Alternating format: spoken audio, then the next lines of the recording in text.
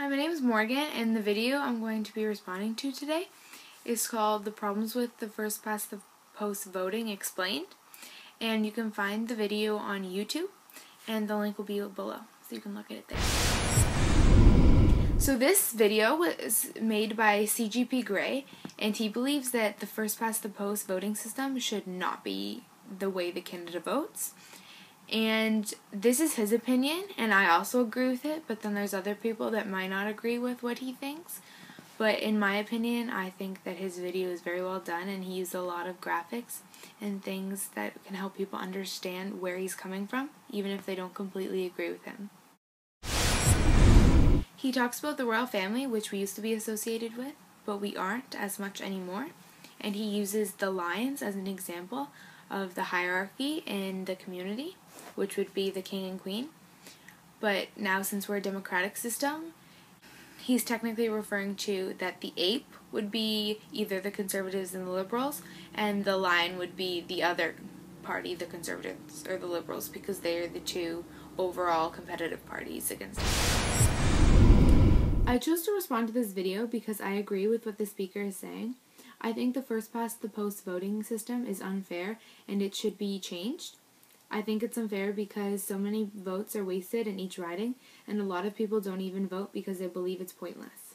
Something I really liked about this video was that there's a lot of visual representations and graphs so that the person can prove his point. It was helpful for me to understand this video because I am a visual learner, and he used an example that was very easy to understand, even to people who don't really know about government and civic issues. One idea that I had about this issue was to change the voting system from first past the post to a proportional representation voting system so that every single person is heard and no votes are wasted. I think this voting method is more fair because it gives more parties a chance to run without bias, and it could even get more citizens to vote.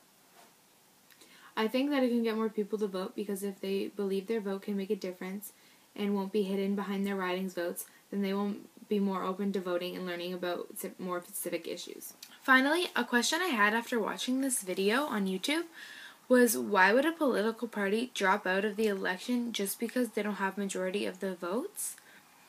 Now, I don't know the answer to this question for sure because that's why I had the question in the first place.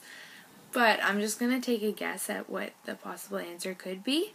I believe that they would want to drop out because they think that since they're so far behind in the election, then they can't win anyway. But I think that having that mindset is not very good because then they'll never know if they could have had the chance to win the election, because votes could change, especially if we weren't in first past the post system anymore. And it could be completely random. So that's why I think that they shouldn't drop out just because they don't have hope that they can win.